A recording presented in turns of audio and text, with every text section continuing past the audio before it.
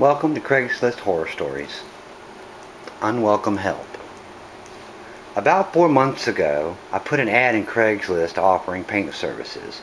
I was an out-of-work painter and was told by friends that I should try Craigslist because tons of people do it and they get some pretty nice side jobs from it. I said, what the heck? Posted an ad. I got a few calls and did a couple of estimates, but nothing had come of it yet after 4 days, and I was getting a little discouraged. Then I got one. Woohoo! I was so stoked because I needed money quick, fast, and in a hurry. The customer was a real estate lady that needed some quick work done on one of her own personal properties, as it was going to be shown in a few days and some water damage to several ceilings in the place, and she wanted the work done right away. I didn't have a chance to offer an estimate because she told me if I couldn't do it for $75 per room, then I need not bother. Ugh. I was so broke that I had no business turning the work down, so I jumped on it.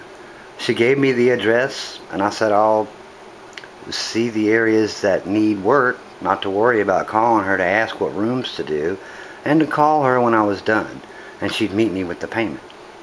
So she gave me the address. I jotted it down on a pack of cigarettes, as I had nothing else to write with at the time. The next day, I headed out to the property. As I was heading out of my neighborhood, I realized that I didn't have the cigarette pack that I wrote the address on with me. No big deal. It was easy to remember anyway. So upon arriving to the house, I noticed the neighborhood was a bit odd and definitely an older area with only about 6 or 7 houses on the entire street, and 2 of them looked to be condemned or something. I came to the next house, which was hers. It looked a little unkept, but so did the neighbors next door. I didn't care either way. So I looked under the mat where she said the key would be, but, of course, no key. I checked the back porch, and again, no key. Shit!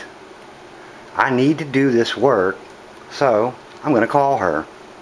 I informed her that there was no key.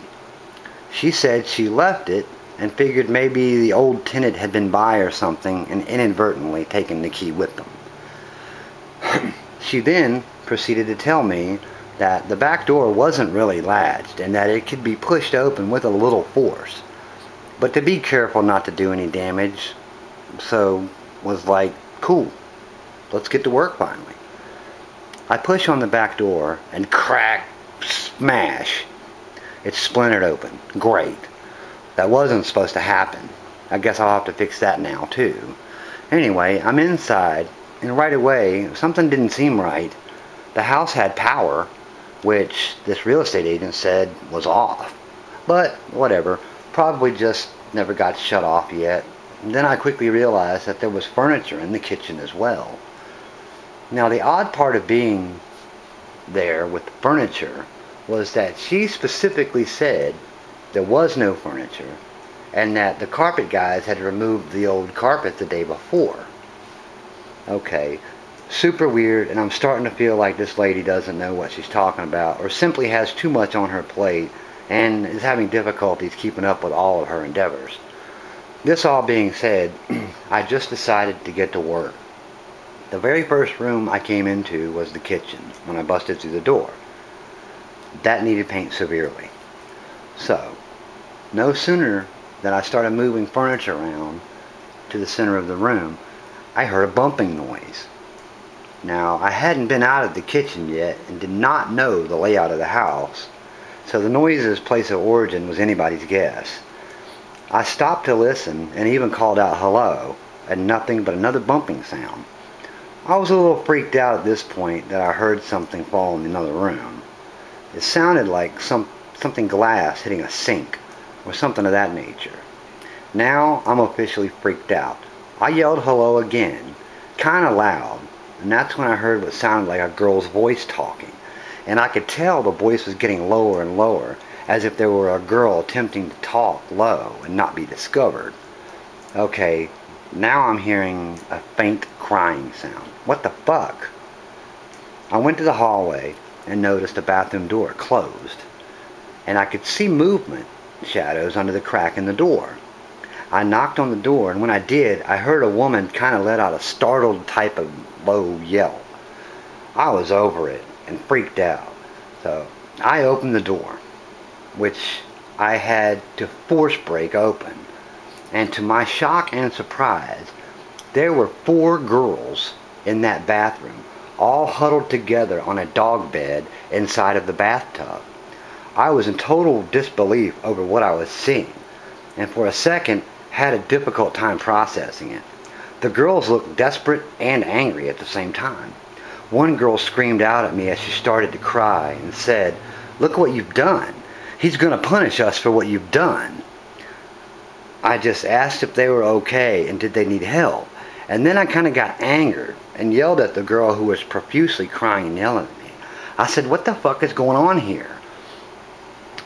Why are you all hiding in here? What's wrong? Who is he? Why are you in trouble?" None would answer me. They all just kept crying like little kids being scolded by an angry parent. Enough was enough. I'd seen all I needed to see. I called 911 right away for fear that somebody else is there and that I myself may be in danger of this guy they were so afraid of.